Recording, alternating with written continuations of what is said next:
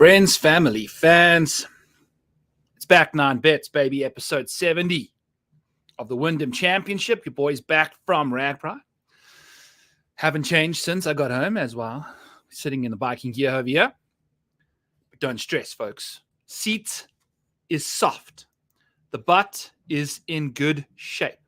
Just did 500 miles across Iowa on a bicycle where I eclipsed my year-to-date total mileage halfway through, basically.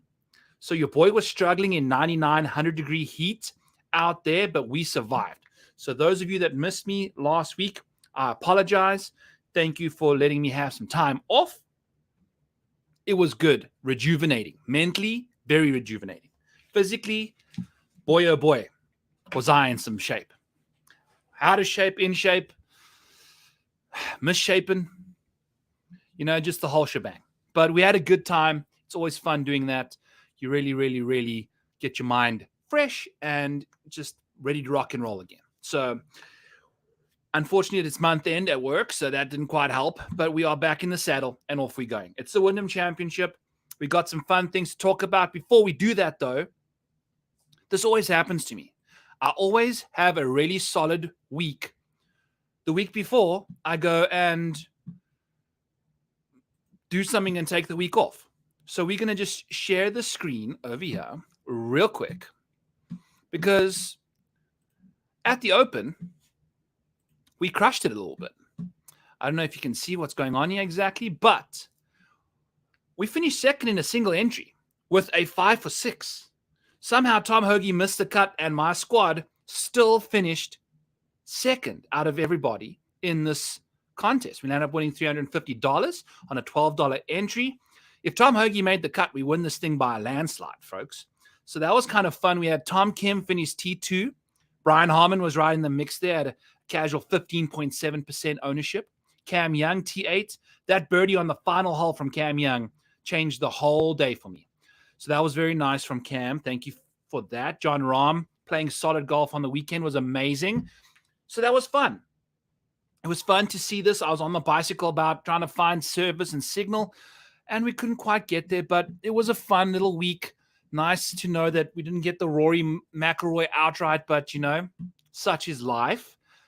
Sometimes you win, sometimes you lose, sometimes you just randomly hit a single entry and finish second with 5 guys only having made the cut. So that's fun. Cheers, LaCroix time. Ragbri 50th edition. It was a fun week. Just kind of coasting away into the pod here. I appreciate all of you. So, Kevin Lane in the house saying, welcome back. Thank you, my brother. I really appreciate that. It's good to be back in the saddle. We've got the Wyndham. We've got Sedgefield Country Club. We've got my computer that is very slow. Why is it not showing this stuff? This is just fun, isn't it? So let's figure out what's going on. We've got some technical difficulties, which I'm not surprised because my entire computer has just been a little dweeb lately. So we're going to just deal with that here real quick and see if we can. It's not wanting to share. It's not wanting to share the screen. So we're just going to sit here and sip on some LaCroix real quick while it does it. Looks like we got some Wi-Fi issues. We'll see what happens. Things are taking slow. But in the meantime, I can see my screen. You guys cannot, and we'll keep trying. There we go. Beautiful. Just like that, it's working again. So 4 minutes in, and we are talking about some key stats here. So this golf course is quite a simple golf course to digest. You want to make sure that you have yourselves guys that are accurate off the tee, friends. You want accuracy off the tee. Cannot avoid that this week. As you can see, a strokes gain total off the tee, 4% more important than tour average, mainly because of the 13% increase in accuracy dependency this week. Not going to hit nearly as many fairways, but hitting the fairways here really helps you get your ball close to the hole so you can get to minus 20. We're going to need guys to make birdies this week. Around the greens, not nearly as, just a normal week there, so we're not really monitoring that too much. Approach play slightly down, but as always, still one of the leading indicators of success on the PGA Tour. So we'll be playing a lot of that. A lot of the yardage is coming from 125 to 200. So we'll see how we can work that into the model. We already have, and we'll go from there. Putting on Bermuda grass this week. And it's going to be important, 1% more important than tour average kind of thing. So we'll see what happens this week. Going to be a fun week of golf. We're going to have to make lots of putts. Going to have to give yourself lots of birdie opportunities. And that's how it's going to roll. As you can see here, plus 250 and out from a yardage perspective is 9% less than tour average. You see 9% less shots from that range. So it's not just 9% less. It's 1% of shots come from that range this week when tour average is 10%. So that's like 900% less, basically. But the difference in just actual percentages is 9.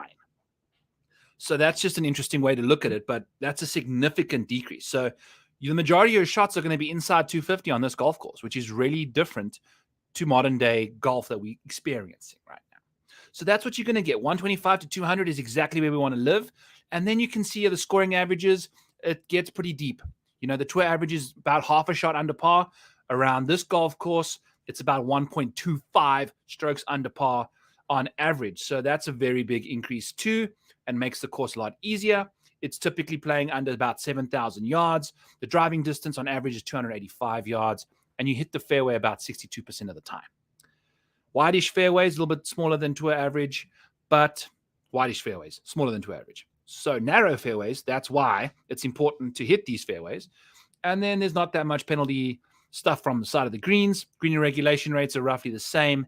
And then, blah, blah, blah. So we'll just keep on moving through. I don't know. I added this new little section. I've added a new things. You sit on the bicycle all the time, kind of think about a few options, think about how you're changing your life, think about how you want to change the model, and we go from there.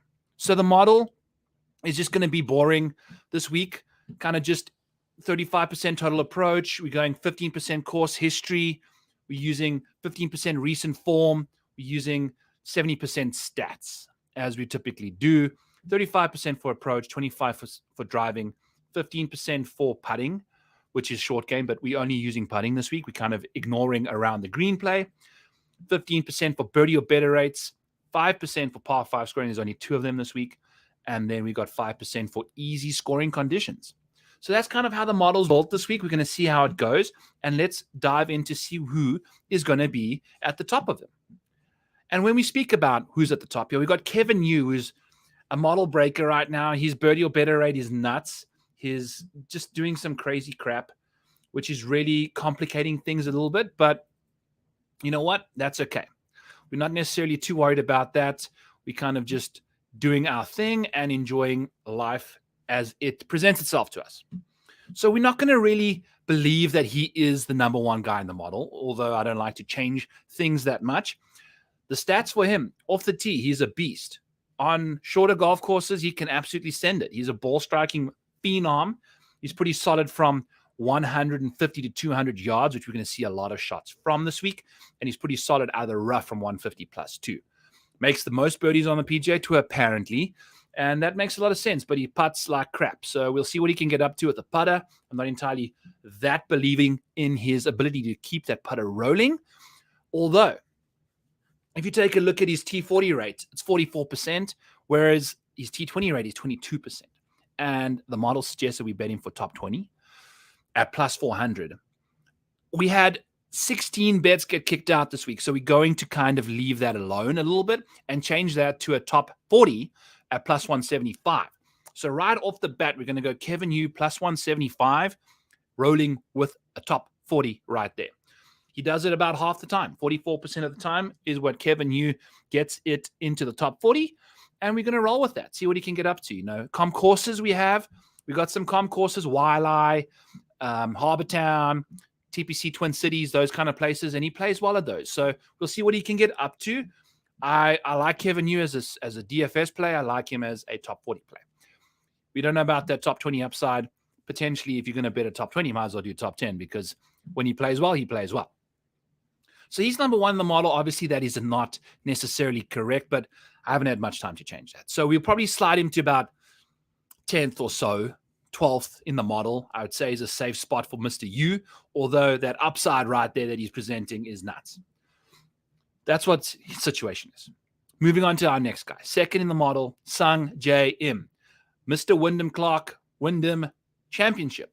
He could be Wyndham Clark if he was named after this golf course that he has the second best course history at, with Where is the guy with the best course history? All the way down here.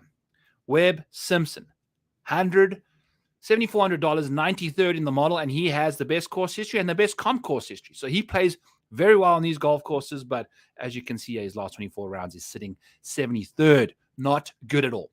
So taking away that sidetracked. Anyway, Sungjae Im, $10,800, 16% owned. He has been finishing inside the top 40 only 55% of the time. And you know what, folks? Without Scotty Scheffler in the field, we could actually narrow some columns because we didn't have a 100% cut making rate. We don't have a top 40 rate of 100%. We don't have a top 20 rate of 100%. That changes now because he finished, I think, outside the top 20 barely. But still some sensational stuff from Scotty Scheffler. But anyway, let's get back to Sungjae. He is second in course history. He's played great golf here. I think he lost to Tom Kim last year. Speaking of, we had Tom Kim here last year. So let's get those vibes back. He's not playing this week, so we can't go back to back with him. But we have a few other options that we're going to be rolling out. And it's going to be a fun freaking week. So Sungjae hasn't been necessarily playing that great golf. 28th in the field in recent form. You know, nothing about his game is kind of really screaming like he's playing well, apart from the putter. The iron play has come and gone. He's missed 2 cuts in the last 3, but he's also finished inside the top 20 in the last 4 twice. So he's coming and going, doing his thing. I don't mind him at 10-8. He is easily one of the better players in this field. But what I did want to mention before we really get into this, I've got my model ranking here, which uses a little bit more of a passive conservative approach to building the model for more of a top 20 kind of a build. You want safety built in there. So it uses the golfer's average. It uses his average strokes gained recently. It uses a longer baseline of approach play off the tee stuff. Whereas this win ranking kind of throws the long baseline stuff out the window a bit more, emphasizes more recent form and the top 75% percentile of the last 24 rounds. So let me just break that down into simple terms, which I had to learn myself. This is essentially taking the cream of that golfer's talent. In the last 24 rounds, that 75th percentile is the 6 best shots, the 6 best rounds that golfer will have. What is his 6th best round out of those last 24? I want to see, have we been flashing? Have we seen some fireworks? Have we seen some upside from this golfer in the last 24 rounds? That's what this column emphasizes. So you can see here, there's some discrepancies between these numbers in a big way. So Sungjae Im, immediately, his upside goes all the way to 5th. You know, that win percentage, that win ranking, the aggressive, high volatility, top end statistics, whatever you want to call them. Sungjae is 5th compared to his safety baseline of 2nd. So that's kind of just what I'm trying to do here, trying to get a feel. Okay, who's capable of popping? Who's got upside? Who can go nuclear? Whose 6th best round is just nuts? So that's kind of what we're gaming for here. And Sungjae Im is a regressor in that department. However, he does meet the threshold for a top 20 at plus 130 because he does that at about a third of the time. Although he is not necessarily getting that, 130 is about what? 40% of the time, where he's only doing it 35, but he is easily the best golfer in this field, I would say, from a consistency perspective, although that doesn't necessarily bleed through on his stats here. But we like him. We're going to play him. We are also going to bet him for a top 20 at plus 130. There's a lot to like from him. The accuracy off the tee, the strokes gained off the tee on holes, on courses shorter than $7,200, 7,200 yards is he's 5th in the field in strokes gained off the tee in that department. So that's very appealing. He's pretty accurate off the tee in general, solid on the good drive side of things, but he makes a lot of birdies and dominates par 5s, 4th and 2nd in both those departments. Lots to like from Sungjae. Let's go. Top 20 plus 130. Sungjae Im. Let's go. 3rd in the model. 7th in my win ranking. Ooh, a little scary, yeah. But that's okay. We are leaning on Aaron Rai this week, folks, at 50-1. Posted that on Twitter, posted in the Discord, on rotoborder.com. which you should definitely go and check out. Use code Maniac for 10% off. Our premium stuff, you can get it for a week. You can get it for a year. You can get my stuff. You can get all of our stuff. So whatever your heart desires, we've got it out there for you. And use code Maniac for 10% off. My Stat Buffet article is badass. It definitely helps you kind of assess the top 20 golfers of each different stat category. So I'll take the top 20 for accuracy, for off the tee, for good drives gained, for shorter golf courses. And I just share a screenshot of that in each little column, and you can see whose name pops up the most. It's one of the premium articles out there. We have to try and make money somehow. Support your boy. I'm trying to do this full time. This is how we get there. So go check out the Stat Buffet. I've got the value plays as well that I use for Wednesdays. That's been doing some solid stuff. It really helps use the safety rating and find some gem plays under the $7,500 range, which we're probably going to talk about anyway today. But go check out rotoballer.com, folks, on the PGA side of things. We've also got the NFL coming up. So you can just get the whole package. Use code Maniac. Get yourself 10% off. Whatever you want. You know, that there's all of this stuff out there. Rotoballer is an awesome content site. We are an awesome PGA site too. Check out Spencer's stuff. Check out Joe's stuff. They've been crushing as well. We've got free stuff. We've got premium stuff all across the board. I will be on the Turn podcast show in the next hour anyway, where we'll be discussing some more of that. So check that out when we get there. Lots of fun stuff. I've been rambling. Haven't been behind the mic for about 2 weeks now, so we are kind of just rolling. That's what's going to happen this week, friends. So Aaron Rye, $8,600, 13% owned, third in the model, but seventh in the win ranking stat there, which is a bit of a concern. But Aaron Rye is the fifth most accurate golfer on the PGA Tour and the third most accurate in this field. Who on earth is the second most accurate guy? Oh, yeah, Ryan Moore. That makes a lot of sense. So, yeah, Aaron Rye, third in accuracy, third in good drives gained, fourth in recent ball striking, seventh in approach, fifth in recent strokes gained. So the form, the ball striking, the accuracy off the tee, the birdie or better rate is 34th, which isn't ideal. But as you can see here, this kind of model it's a little all over the place because we've got all sorts of guys doing all sorts of things, which is perplexing.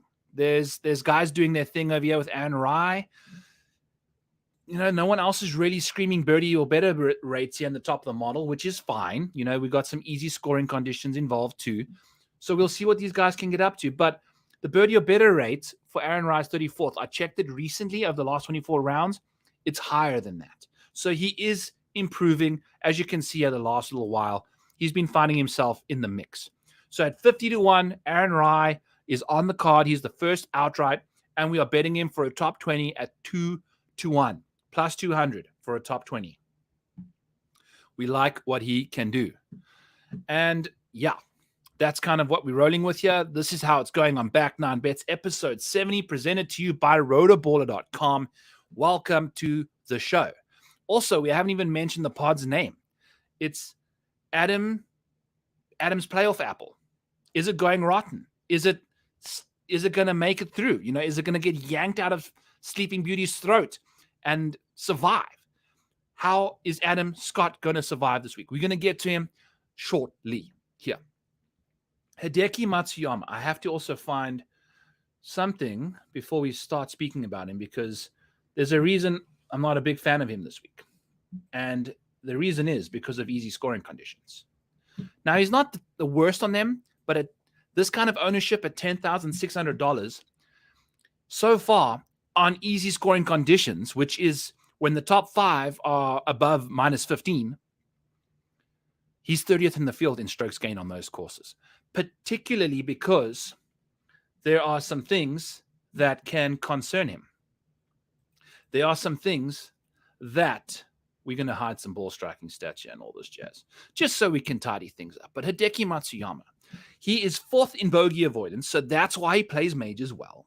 That's why he plays difficult golf courses well. He's 31st in birdie or better rates. In a field like this, someone that's this chalky, that can't necessarily sitting outside the top 30 in easy scoring and in birdie or better rates, I understand he's on fuego. First in the field on approach recently. Second in approach baseline. So he hits some really solid irons. But if you take a look at his weighted good shot stuff, nothing screaming like he's going to be hitting darts. Weighted good shots. You got to get to minus 20. You got to give yourself lots of good birdie looks. He doesn't necessarily do that at an elite level, but we'll see what he can get up to. I don't think I'm going to be playing Hideki at 10-6. I'll rather play Sungjae. He's more expensive. That's fine. But Hideki, when it comes to getting low, he can't go, bro. So that's his problem, and it's putting. It's mainly got to do with putting. Now, the thing is, with the Dexter, we've got him on Bermuda grass this week, which we haven't seen him on for a while. Bent isn't his thing, but he easily improves by about 45 spots from 91st and 92nd on general putting to 43rd and 39th on Bermuda. So you can easily see Hideki playing better golf on this kind of putting surface, but he's still, that I don't think I'm going to go to him because of that, especially at this ownership. I think people are going to look at that iron play and see. But then you go putting over the last 24 rounds, 111th. Holy what? That's disgusting. That's gross. It's nasty. It's ugh. So no Hideki for us this week. The putting is a concern. Everyone's hoping the putting bounces back. It most likely could on Bermuda grass, but we are hoping it doesn't. He's just not able to putt well right now. And at that kind of ownership, if you've got a massive flaw in your game, he's the highest owned guy who is 111th in putting. Can't get inside the top 30 in easy scoring or birdie or better rates, so we are out. Siwoo Kim, on the other hand, great course history here. If you consider has he won this one? But he's finished inside the top 5, I think 3 times at least. Played great golf at this venue, missed the cut once, withdrew last year or something. That's okay. He's playing better golf as well, but at 22, 23 to 1, 25 to 1, couldn't quite get there on Siwoo because of the putting recently. Hasn't been getting it done with the putter either, although the ball striking has been pretty solid. So we'll see him most likely do that again this week. He is the number 1 scorer on easy conditions, which is good. You like to see that from Siwoo. Plays nicely on these kind of courses. He did win at Waialae Country Club. I'll be playing Siwoo at $9,000, 18% owned. He's my guy. If you take a look at what he gets up to with the win ranking, he gets to 4th from 5th, which is nice. And it shows you got some upside. So does Hideki. He goes to 2nd over there, which is also kind of interesting, but we're out on Hideki, like we said. We like Siwoo, $9,000 flat, 18% ownership. Give it to me, baby. We're going to go with him all day. Easy scoring conditions. The recent, we're going to get this out of here as well and kind of just keep rolling. So, yeah, that's what we're doing here with Siwoo. Going to keep him in the player pool for sure. Then you get Russell Henley. Fantastic course history at this venue too. 3rd in the field. Comp courses like this. Oh, El Camaleon. Also another comp course. We'll see what he can get up to. We know Russell Henley's won around that kind of a venue. He is going to be lights out on strokes gained approach. He's going to be doing that recently. He's been doing that for a while. We know Russell Henley's thing. But Russell Henley on easy scoring is only 14th. Nothing terrible, nothing shocking, nothing bad, nothing good. Just solid stuff. But he is the most accurate golfer in the world. He hits about 73% of his fairways, I think, on the PGA Tour, which is bananas good. That's like 3 out of every 4 fairways he's hitting, where Jon Rahm's hitting only 6 out of every 10, although he is hitting it a lot further than Jon, or Jon is hitting a lot further than him. But that's beside the point. We don't need distance at this golf course. You need accuracy, and that's what Russell Henley does. He's also very good on approach. He does his thing, but doesn't necessarily make the birdies the way you'd want them to be made, the way this golf course demands. So it's 75th in the field in strokes gained birdies, strokes gained birdies, birdie or better percentage. Russell Henley is out. If you look at his upside, he drops to 11th. So he's just consistent. So he's a good top 20 play. We missed it by 3 points there. Plus 135 gets us to the window. My light's about to fall over because I've got a dog sleeping underneath it. But anyway, that is what is going on here. We're out on Russell Henley at $10,200. We're fading everyone, fading the world. We're fading all the chalk. Russell Henley's putters also, no dice. So we'll see what happens. We've got 3 guys here that are very popular. Couldn't get to them in the betting market because those prices are too short. But we have got ourselves 3 very bad putters in this range. So we'll see what happens. We will see. And speaking of Aaron Rai, this putting over the last 24 rounds is 65th. His baseline putting is 135th, 115th, 121st. So there's a lot that has changed. His putting has got a lot better lately. So we'll see what Aaron Rai can get up to with the putter. He's putting much better than these other 3 dumbos over here underneath him. So we'll see what's going on there, chatting about those boys. Russell Henley, we're out on him in DFS just because that's a straight-up fade on ownership. We'll play more Siwoo, we'll play more Sungjae, we'll play Aaron Rai. We'll also play Denny McCarthy because I like Denny, and Denny's going to win the tournament here soon. He leads the field in strokes gained total coming into the week. He's the number 1 putter in the field. We know how important that is. He's 7th in the field in easy strokes gained, and he makes birdies at the 25th best clip in the field.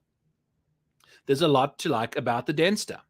He's a solid putter in general, second in baseline putting. He does see a bit of regression on Bermuda, which is why, I don't know, he can putt well on any surface, I'm assuming, but he doesn't necessarily putt that well on Bermuda. So we'll see what he can get up to. But I don't mind Danny at $8,700, 19% owned. We'll go there, whatever. Screw it. Top 20 plus 160 for Denny McCarthy. We are in on that. It makes too much sense. I mean, if you look at this top 20 rate here, it's 47% of the time Denny McCarthy's inside the top 20, and he's plus 160. That just doesn't, the math doesn't check out there, folks. So we're going to go to Denny there at that kind of percentage for sure. I mean, 47% plus 160 is about sitting between 60%, like that's not nearly the implication, or 40%. It's saying it's like he finishes inside there. Like, I don't know. I need to get a new column here that says what that odds implies. But you get the gist. Plus 160 is no dice. That's awesome. That's a really nice number for Denny McCarthy for a top 20. So we're going to just keep moving on. The ownership's a little excessive, but you know what? You got to play some of these guys at the top, so we'll probably play Denny. We're pretty much dodging Hideki and Russell Henley for the most part at the top, yeah? And playing all of these other guys that the models kicked out pretty nicely for us. Eric Cole, I was contemplating betting him as a outright winner, but if you take a look at his win ranking, he jumps back 5 spots from 8th to 13th. And we had an Eric Cole plus 460 at the Scottish Genesis Open, and he was freaking 5th, and then shoots 9 over par and finishes 63rd. A top 20 for plus 460 on Eric Cole, and he jacked himself way down the leaderboard on that final day. So I'm not a fan. So we're going to go back to him because he heard us once, and we are Rihanna, and we like the way you lie, Eric Cole.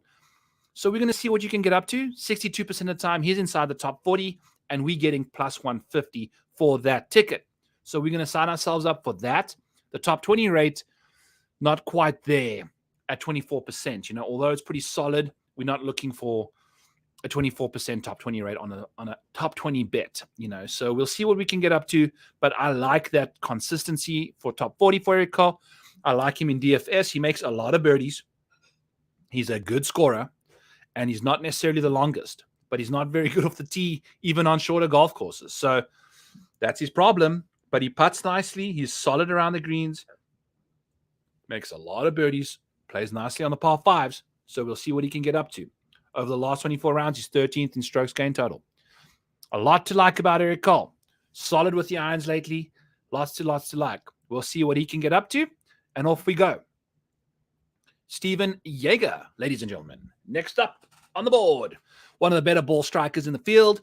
He is 9th in the model, kind of goes backwards 3 spots from a upside perspective, but that's okay. We're betting him at minus 110 for a top 40, which he does 58% of the time, which is ideal. So we'll roll that out there. I think he was somewhere around plus 300 or something like that for a top 20, which, like we said, we got too many bets on the table. So we kind of turned some top 20s into top 40s. And I like that bet for Jaeger. 6 out of 10 times he's inside the top 40. We like his ball striking ability at this venue. We'll see what he can get up to. He's solid around the greens, makes a lot of birdies, $8,900. I don't know if we play him in DFS, but we're going to play him for a top 40 at minus 110 to win a unit. So that's what's going on with Yagster. Moving on down the board. $9,700. Adam Scott, friends. Adam Scott. And he sees one of the biggest jumps we've seen so far, obviously, because the further down the board you go, the more ability there is for someone to jump in the win column that we have over here, the upside column. You know what? I'm just going to say upside over here because the win doesn't quite make sense, does it? We're going to say upside, and then we go upside rank. That way we got what we need, and we are looking like we need to just decrease the font there just for a touch, and then we'll be right back in business. Beautiful. There we go. Look at us making adjustments on the fly. So Adam Scott goes from 10th to 3rd in that department. So Adam has these rounds that are just nuclear, which is what you need from a winner in a golf tournament. He's also, I threw out a tweet there that's on Twitter or in the Stat Buffet, and he is in contention. So I looked and investigated and researched. 78% of PGA Tour winners gain 9 strokes total through the first 3 rounds. So by Sunday morning, you have to have gained 9 strokes in order to be part of the 78% of people to win on the PGA Tour since 2017 in cuts. 72% of them that are in that range that have, just anyone that's won has gained at least 72% of them have gained 2 strokes in round 4. Adam Scott does both of those really well. He is in contention 10% of the time, which is one of the best in the field. I think it's second to Justin Thomas, who sucks right now. But Adam Scott is always in the mix. And when he is in the mix, he can kind of contend. He needs to do it this week. He needs to finish pretty much T5 in order to secure his, I believe it's his 16th appearance in the playoffs, consecutive. Since the FedEx Cup playoffs have been brought to the PGA Tour, Adam Scott has made the playoffs every single year. And I think he's the only person with that record going forward, which is insane. So he has got a lot on the line this week. When he needed to get in 2 years ago, he finished second. He missed a short putt to win the tournament. So he's got great course history. He is in contention usually. His recent form is fantastic. It's 4th in the field. And Adam Scott is 45-1 on Bet Rivers to win this tournament. And we are going there. He plays easy golf courses, the 8th best in the field. He makes birdies the 5th most in the field. We can see what he gets up to on the putting surfaces. It's fantastic. Top 30 for 3 out of the 4 stats there. Love to see that stuff. His par 5 scoring and bogey avoidance not necessarily the best, but that's what you don't necessarily need that much here. You need birdies. And we love him from a DFS perspective at $9,700. He's going to be half the ownership of Hideki, potentially. So sign me up for that. We're going to go to Adam Scott. We love the upside, 3rd in the field in upside here. And we're also going to bet him for a top 20 at plus 210. So that's going to be fun. See what he can get up to. The top 20 is only 29% of the time, but most of those have been accumulated recently. So he's been moving up in the world quite nicely, has Adam Scott in the last 24 rounds, and he's been playing good golf. So we're going to play Adam. We're going to like him off the tee here. We're going to hope for the best. That T2, we're hoping he can lean back on that. He's pretty solid with a wedge in his hand. We'll see what he can get up to. The irons are wishy-washy throughout the year, but that's okay. It is what it is. We love Adam Scott, plus 210 for a top 20 and 45-1 for a win. Adam Scott, friends, is going to win this thing. He has to, or at least finish inside the top 5. So we're going to play him in DFS, top 20, outright. Let's go. 13th, 11th. We got multiple rows. 11th in the model. And jumping all the way to 29th in upside is Lucas Glover. So he drops 18 spots on upside. Most likely because he's 120th in putt around the green and 101st in putting recently. And it gets worse if you look at baseline stuff. So, yeah, not good. Putts very bad on Bermuda as well. Lucas Glover, friends. We were suggested to bet him for a top 20 even, or a top 40, and we just can't get there. The top 40 rate for Gloveman is 26%, even with the broomstick. So, although it's showing some signs, we're not necessarily believing it. Can't play 16 outright placement bets. So we had to get rid of Lucas Glover from the top 40 market. That's okay. We've got other bets we're going to go to. At $7,500, 9% ownership. I can see the appeal, but we're going to find other guys like Brandon Hu, who's a third of the ownership. So let's go. Let's do that. Lucas Glover is off in all aspects. Adam Hadwin. If you take a look at this easy scoring conditions, he's second in the field. If you take a look at bogey avoidance, he's eighth, which doesn't necessarily matter. So what's interesting is his easy scoring conditions is second, yet his birdie or better rate is 42nd, which is really peculiar. But we like the easy scoring conditions. We saw him play pretty solid at the Canadian. We see he's got lots of accuracy off the tee, 20th in the field, 21st in recent approach. We'll see what he can get up to. Not necessarily the best mid-iron player, as you can see here, the good shots from 100 to 150. He's 10th in the field with a wedge, and then drops to 80th from 150 to 200. So that's why that weighted strokes gained 69th versus actual approach, which is 21st. So, at this course, he might not necessarily be having the right club in his hand all the time, although the ball striking has kind of found its way recently. Adam Hadwin at $8,000, 10% owned. We're going to play him, and we're going to bet him for a top 20 at plus 250. He finished inside the top 20, 29% of the time. So that kind of checks out over there. I think plus 250 is pretty fine. That's not a terrible number. The model likes it, so we'll go to it. Easy golf course. We like Adam Hadwin. $8,000, 10% owned, plus 250 for a top 20. Yes. Back 9 bets, baby. Episode 70. Adam's Apple. I should have said, no, it's Adam's Playoff Apple. That's what it is. Adam's Playoff Apple. 16. He's going for his 16th straight FedEx Cup playoff.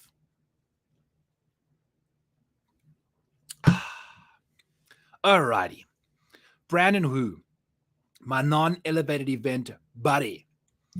3% ownership, $7,200. Recent form kind of sucks. But if you take a look at what he's been up to, friends, Brandon Hu is somebody that thrives out of pressure. He plays better in weaker fields. He made the cut at the 3M, didn't play the best, whatever. Missed the cut at the Rocket Mortgage.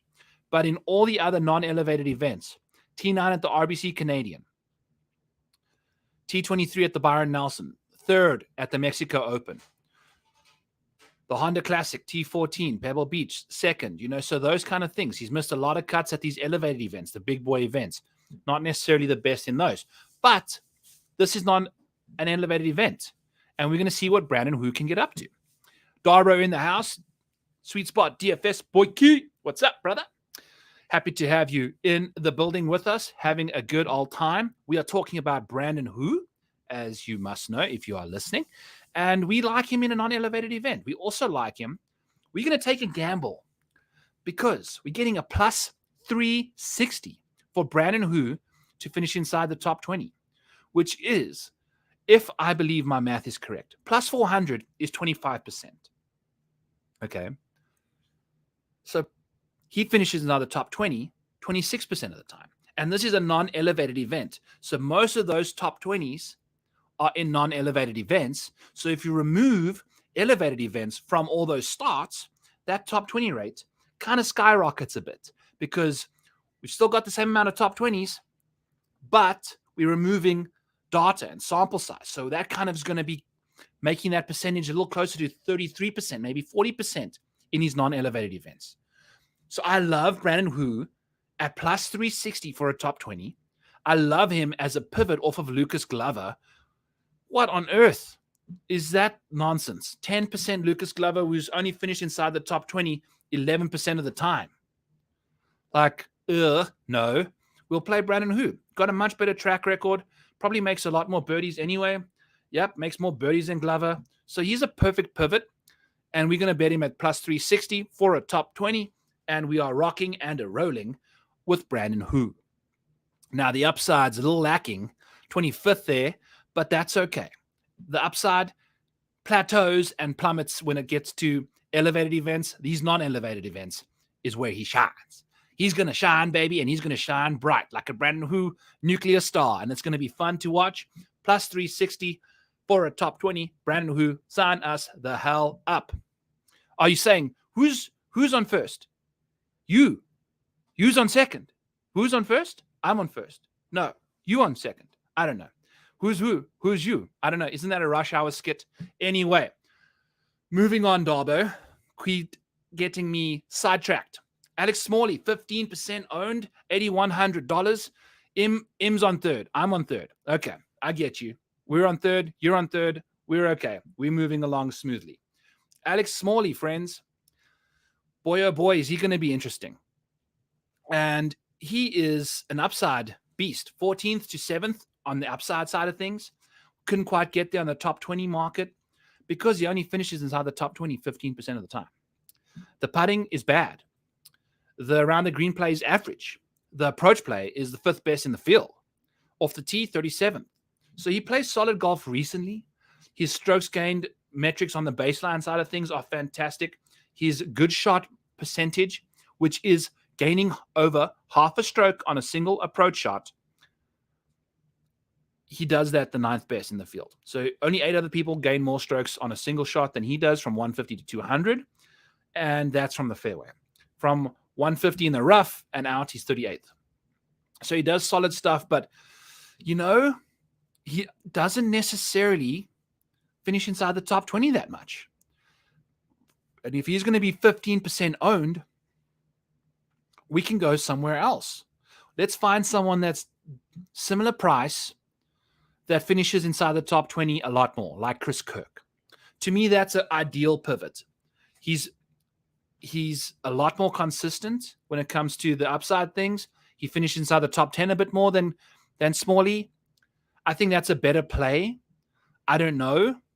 We'll see what happens, but ideally Chris Kirk's ownership would be less, but that's whatever.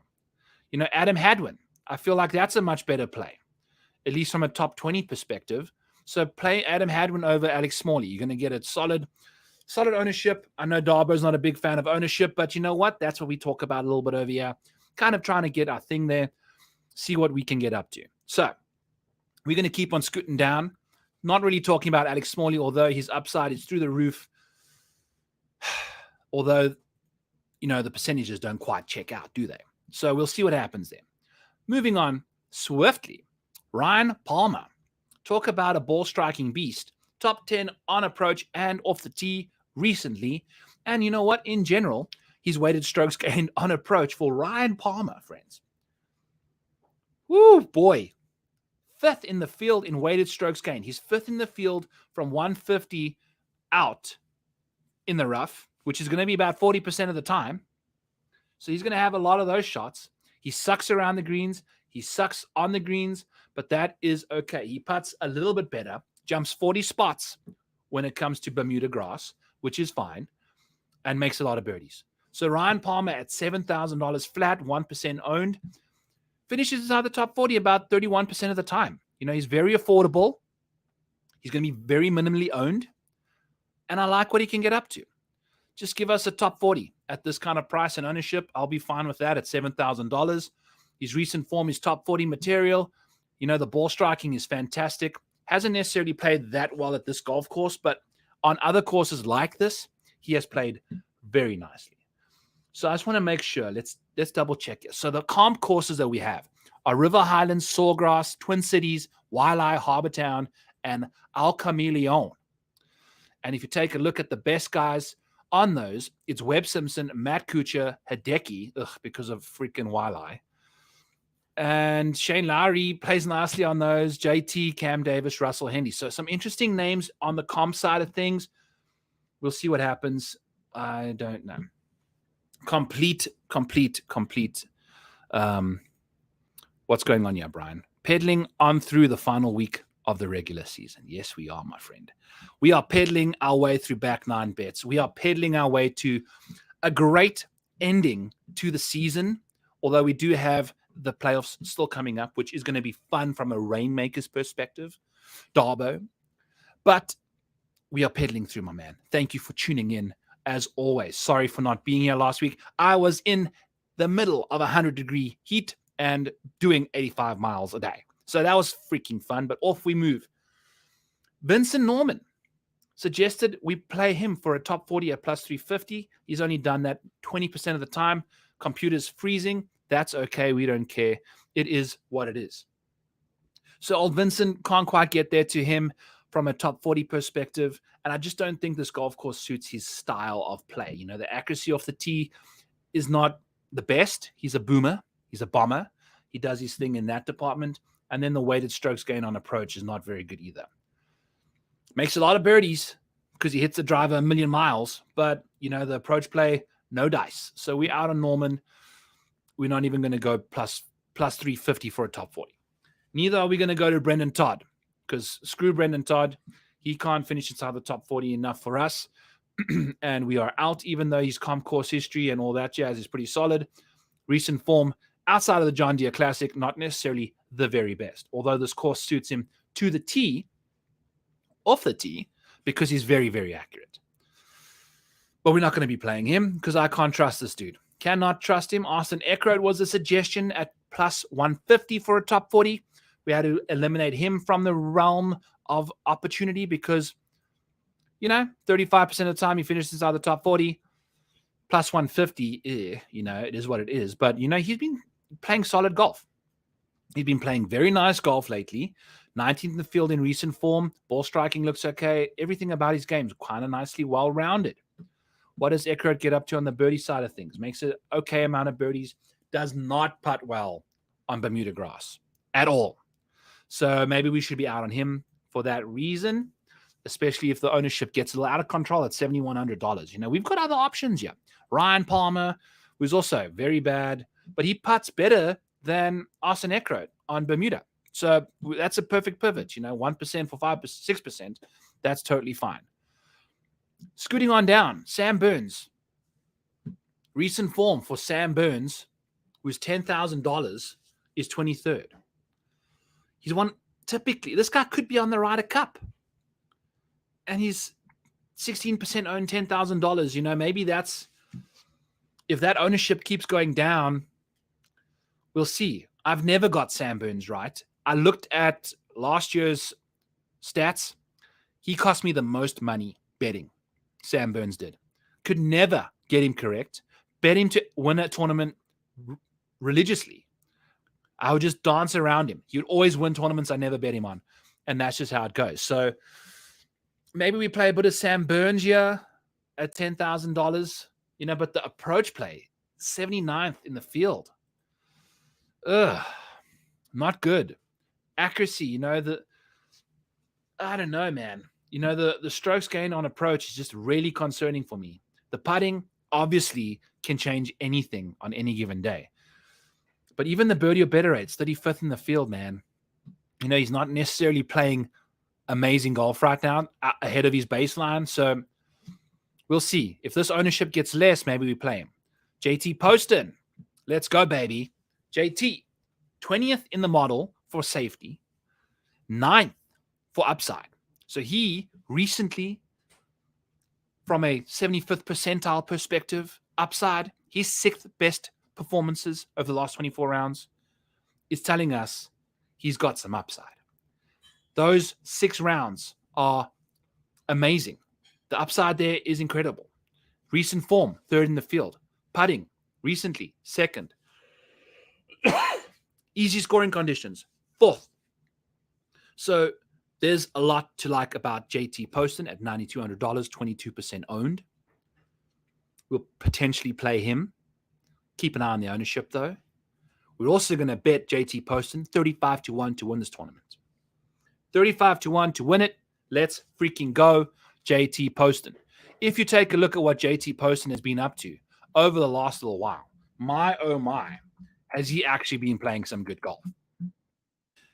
second at the 3M, T41st at the Open, 6th and 6th at the Scottish and the John Deere. Putting has been lights out. He's pretty much gained on approach in 3 out of the 4 of those. Around the green play has been great. You know, he doesn't necessarily have the most distance off the tee, a little bit more accuracy. He's also won a tournament at this venue before. To me, it seems like JT Poston is very much going to be at the top of the leaderboard by the end of this week. He's just playing too good a golf right now. He's putting well. He's hitting his irons well. We'll see what he can get up to. Great course history. You know, we've seen him play well. Yeah, he's played well at Harbour Town before, obviously, has got great course history there. So the last time we played JT Poston outright, we played him at Harbour Town, and he missed the cut. Surprise, surprise. So, Redemption Tour in wherever this tournament is. I think it's North Carolina. Go get us some stuff there, JT. Please, brother. Let's see what we can get up to. Sedgefield Country Club's the place for you. Go and prove us why. So he's going to be one of the chalky guys we eat at the top there. And as you can see, the model doesn't necessarily like his safety from a baseline, but recently and his upside, it jumps a lot, all the way up to 9th, which I love. So JT at $9,200, 22% ownership. Sign us the hell up for that. Sweet, sweet. Tweet, $6,900, 4% owned is Dylan Wu. And guess what, friends? This is like one of my favorite bets. A Dylan Wu top 40. He does a top 40 at 58% clip. Dylan freaking Wu. And now we're going to get a 2-to-1 odds for Dylan Wu to do this again. 200 plus 200 for Dylan Wu. He is incredible when it comes to consistency. He's finished inside the top 40 multiple times.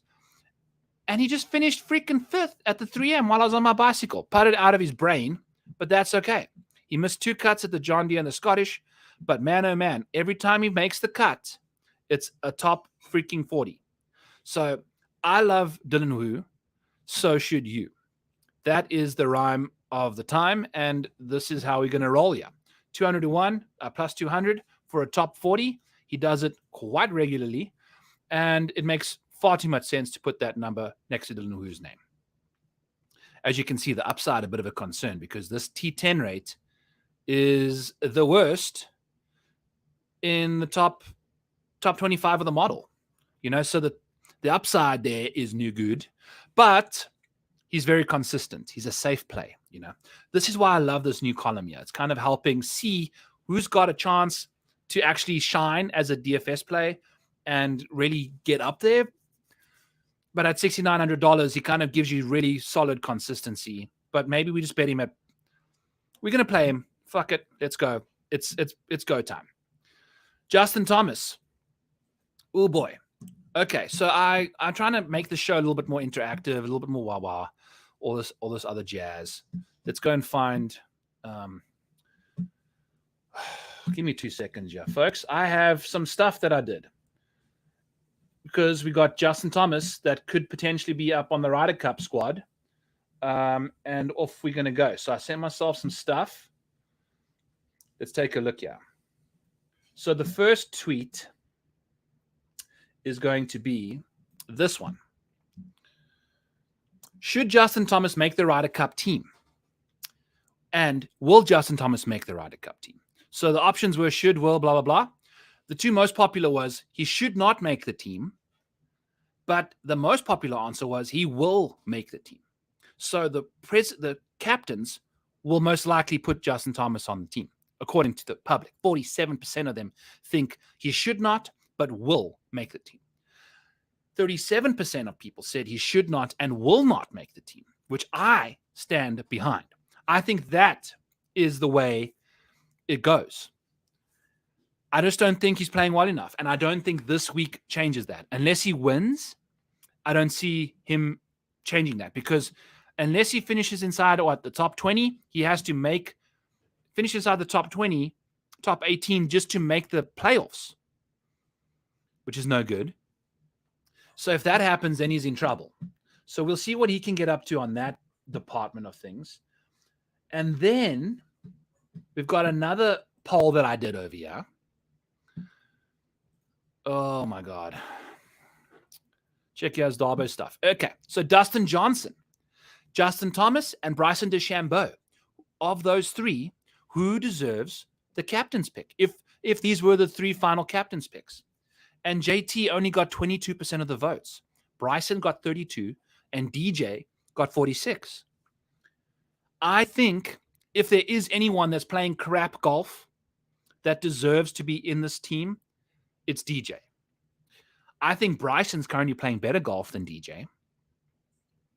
So that's one thing. I definitely think JT, Justin Thomas, does not deserve to be in the mix. So just a little fun stuff that I figured I'd incorporate into the show a little bit, kind of change things up, a little change of pace, seeing what's going on. I also saw I got a message from Joe nicely real quick, so I want to just see what's cool. So Joe's not going to be able to do the turn this evening, so we can go a little longer, which is fine. We are taking a hot minute to get through the show, but I appreciate you guys for joining me, and we are having fun talking about golf and why Justin Thomas should not be on the Ryder Cup team. $9,100, 11% owned, is Justin Thomas. The upside is bad. It goes from 22nd in the model for safety to 33rd for upside. He's only finished inside the top 10 in 17 starts, only 12% of the time. Oh, yuck. I mean, when you look at JT Poston, Sam Burns, Brendan Todd, those guys are finishing inside the top 10 way more than Justin Thomas. He's also only making 35. He's missing the cut every third start. Yikes. So that's not good. That's not good, Fred, said George. Anyway, so Justin Thomas, not going to be on our radar at all. Moving to the next Justin is Sir. That is another perplexing situation. I have never seen somebody with such bad conversion rates. Justin Sir, in 18 starts, people, has made 94% of his cuts. In 18 starts. So what is that? He's made basically 17 of 18 starts. So in 17 made cuts, he's only finished inside the top 40 39% of the time. Whew. If you think of the fact that 65 and ties make the cut, roughly about 70 people make the cut, you only have to beat 4 out of 7 people to finish inside the top 40 after making the cut. And he just can't, he's not doing it. He's doing it 39% of the time. That's one of the worst conversion rates I've ever seen. And I think I saw a stat that said Justin Sir leads the PGA Tour in bogeys, total bogeys, because in 18 starts, he's made 17 cuts and then just plays so bad over the weekend. Just bogey after bogey after on the weekend. So Justin Sir is indeed a showdown option. Round 1, round 2, round 1 leader. I don't ever see him winning a tournament on the PGA Tour. You cannot eject that badly out of the top 40 with that consistency. That's just what you call a head case. So Justin Sir at 9%, have fun with your maybe top 40 from him. Most likely a made cut.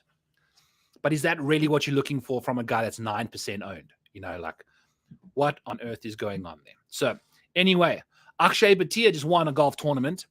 Also a very random situation. Now look at this guy's. How did he win? How did he win when he's in 11 PGA Tour starts, only 1 top 10? 64% of the time he's making the cut, and only 18% of the time he's making a top 40. He's also one of these guys that over the weekend just ejects.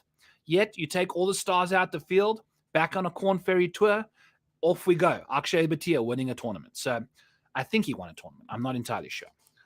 I was on a bicycle in the middle of Iowa. So it is what it is. We spoke about Chris Kirk. We spoke about what his upside can bring. We spoke about the fact that he has a bit more top 20 percentages than the other guy, Alex Smalley, who's going to be the same percent owned as Chris Kirk. So he's not a bad pivot in my opinion, although the model's not necessarily as big a believer in him.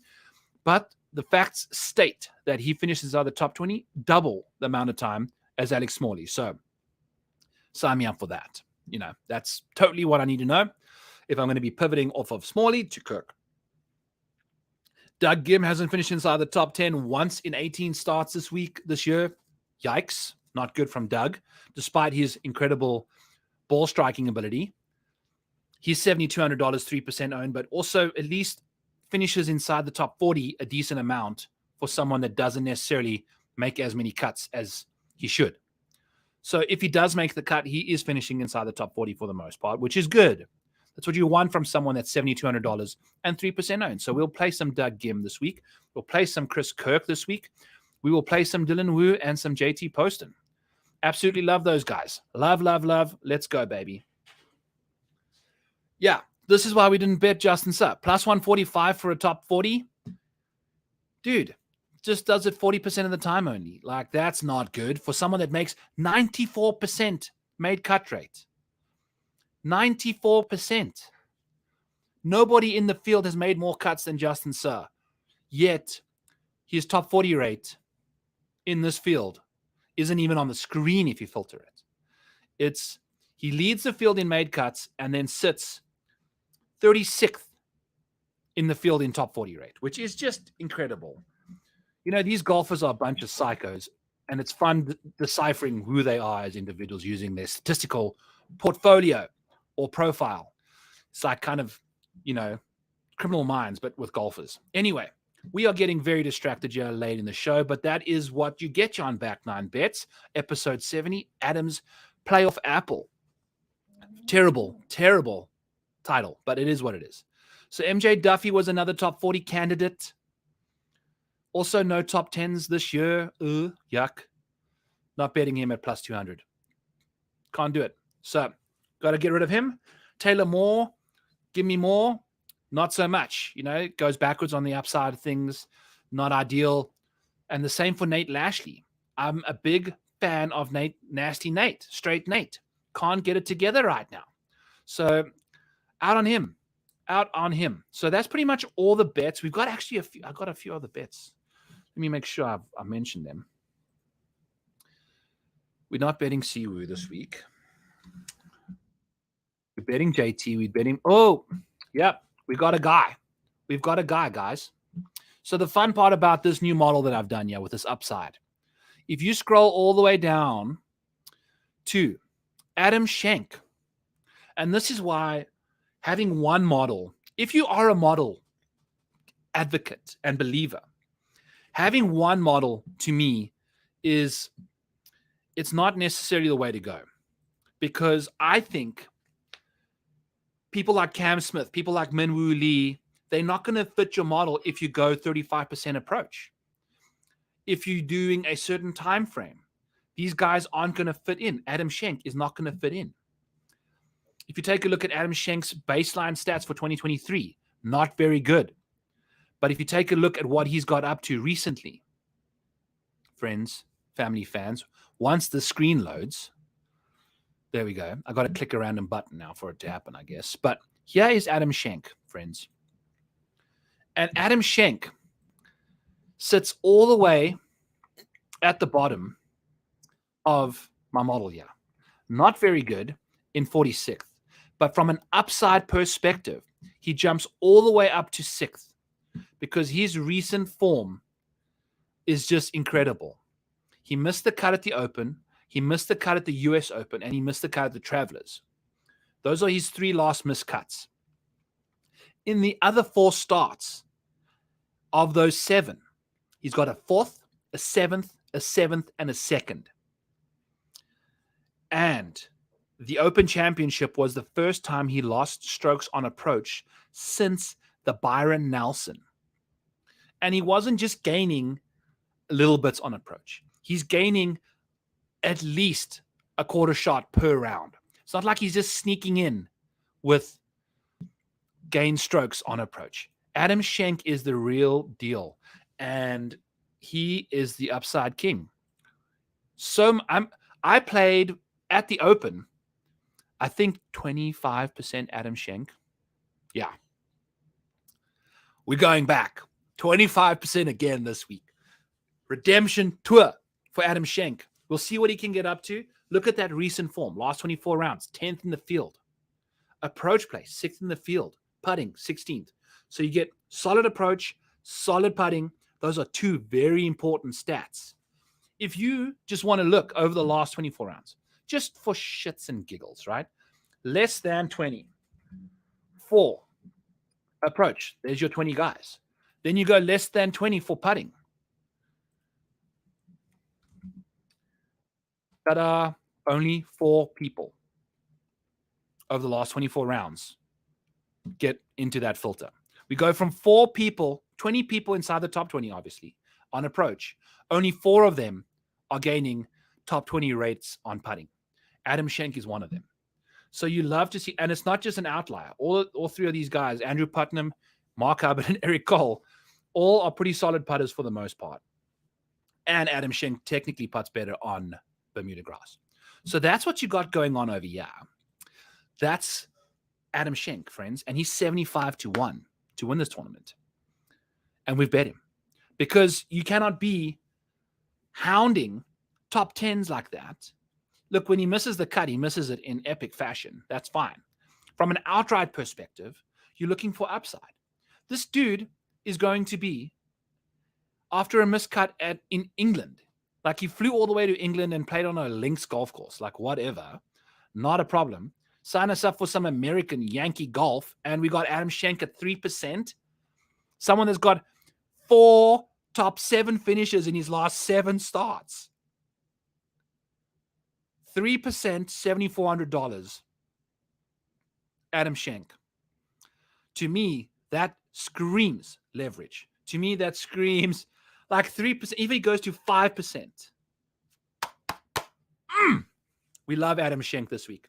Love his upside. Love what he... Look at this. Like for someone, like if we go and take... I'm just like fiddling with my model here because I'm all sorts of excited about Adam Schenk. But if we go to...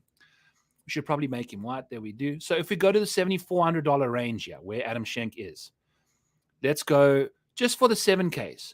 Nobody else in this range, that's $7,000 or less, outside of Kevin Yu, who's only played 9 times, has got a top 10 rate of 23%. So a quarter of his starts, Adam Schenk, 22 of them. In a quarter of them, he's inside the top 10. He's going to be 3% owned. I cannot tell you how much that doesn't make sense. Now, maybe this golf course doesn't necessarily suit his game. Look at the accuracy and good drives. Rough. But he's a really good iron player right now. He's a really good putter right now. He's really a good putter generally, and he's kind of a good iron player for the most part. He pops. If he misses the cut, 25% of my lineups are toast. It is what it is. If he makes the cut at $7,400, you know what you can do with the rest of that lineup, especially with this guy's upside. He should be in the $8,000 range. He honestly should. If you take a look at recent form, I know I'm just keep filtering here, but I just want to make a point. He's got the same recent form as Russell Henley, Shane Lowry, Aaron Rai, JT Poston. Like he's not that far off of those guys. Yet, yeah, we are looking at an Adam Schenk, $7,400, 3% owned, 75-1. 4 top 7 finishes in his last 7 starts. 2 of them have been seconds, or 2 of them have been 7ths. A second and a 4th, and 2 7th place finishes. Unbelievable. What are we doing leaving this guy out of your player pool? Why are you not betting him for a top 20? Why are we not betting him for anything else? What is he even for a, whatchamacallit? Let's just we're going to just bet him for a top 40 right now too. You know, might as well just bet him a top 10 because that's exactly what he does. If he's not making the cut, he's missing it. And when he does, he finishes out of the top 10. So we're going to bet him as a top 10 for shizzles. And I'm going to find a number for him right now, because this is what we're doing on Back Nine Bets. Adam freaking Schenk, friends. Adam Schenk is for a top 10, plus 750. You know what the farewell 5 is going to be for this guy? That's a plus 750 on bet freaking 365. It is what it is. But you're going to bet him. Plus 750 for a top 10 for Adam Schenk, who's done that basically 4 of the last 7 times he's teed it up. And 4 out of the last 6 within the country. So the odds can be even better if you want them to be. Andrew Putnam, right behind him. So we got a lot to like. We're going to go back to the model here real quick and find some other guys that we want to talk about. Because it is an hour 10 in. We're going to just talk about things for 5 more minutes and then get out of here.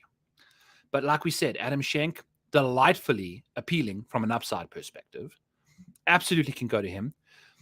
And then we got Ryan Moore and Ryan Gerard. Both of these guys are the two Ryans, 65, 61, 66. Take a look at this guy first. We're going to check him out. And you know what? Sam Ryder's also doing some interesting stuff. He's finally starting to play better golf again. And he's one of the better putters when he rolls. And it's going to be fun to see what he can get up to. So I might play some Sam Ryder. In fact, we are going to be playing some Sam Ryder. Absolutely going to go to him and go from there. Benny On as well at this price with the new broomstick. Definitely going to go to him. Look what he gets up to. You know, he can play solid on these shorter golf courses. I like what he can get up to on them. Carson Young, also never seen a top 10 in his life in the PGA Tour this year. And Shane Lowry only done 7% of the time. So all crap from those guys. Adam Schenk's our boy. Ryan Gerard's the next guy up on the board that I want to talk about here because he's just solid on approach, solid out of the rough, and then he's a bit better when it comes to, I don't know. It gets a little dark and dungy down here, but it is what it is. I don't see Zach Blair being 0%. I think I've heard a lot more people bet him outright, so you might catch a bit of steam at $6,500. But Ryan Moore seems like someone I want to play because if you take a look at what he gets up to, over the last 24 rounds, he's 40th in the field in approach, and he's the second most accurate golfer in the field, which makes him very accurate on the PGA Tour. And you can tell by his good drives gain percentage is 6th. So we can see what he can get up to. Typically, on a normal golf course, he loses strokes quite severely off the tee, 111th. But on courses shorter than 7,200 yards, he's 30th. So he sees himself a casual 81-person jump right there. So it's incredible what shorter golf courses do for him as such a good iron player too. So we'll see on Bermuda. I'm not entirely sure how he's going to roll. But Ryan Moore at $6,500 is going to be in the player pool. Absolutely. We like him a lot. Look at Davis Riley. He has also just a volatility bucket of just whatever. So we'll see what he gets up to. Let's see. Some other guys we want to talk about down the board here. Chesson Hadley sees a big jump in upside. Will Gordon sees a big jump in upside. Aberg sees a massive jump in upside. But I'm not a fan of any of those people. Yeah. That's going to be it, friends. I don't know. I'm not going to... Oh, Tanner Goya, my man. My main man, Tanner Goya. He makes cuts at a ridiculous rate. $6,300. And he makes cuts 2 out of 3 times in 12 starts. So you can't hate that for a guy that's $6,300 that makes that many cuts. Like, yeah, let's go to him. Why not? So that's nice to see. Zach Johnson makes cuts a lot too. People don't play him because he kind of ejects over the weekend, but that's fine. You know, at $6,600, give me a top 40 every third go round. That's way more appealing to me than anything else out there. So those are some guys we're going to go to. Have ourselves a week. Thank you for joining in, friends. It has been the Ragbri 50th edition. Your boy is all over the place with the hair, so that's why we rocked the helmet, because I haven't got a haircut, but I appreciate you joining in. Thank you for checking in with me. It is the Wyndham Championship, episode 70th, brought to you by rotoborder.com. We've got ourselves Adam Scott, Adam Schenk, Aaron Rye, and JT Poston. All 4 of those sons of guns are going to win this tournament. Just like we saw that 7-man playoff, those are going to be the 4 guys in the playoff this week. Got our matchups. They're going to come out in the Breaking 100 article. Go check out all my stuff on Twitter at the Model Maniac. Thank you for tuning in, friends. We love you all, and we'll see you guys next week for the first week of the playoffs.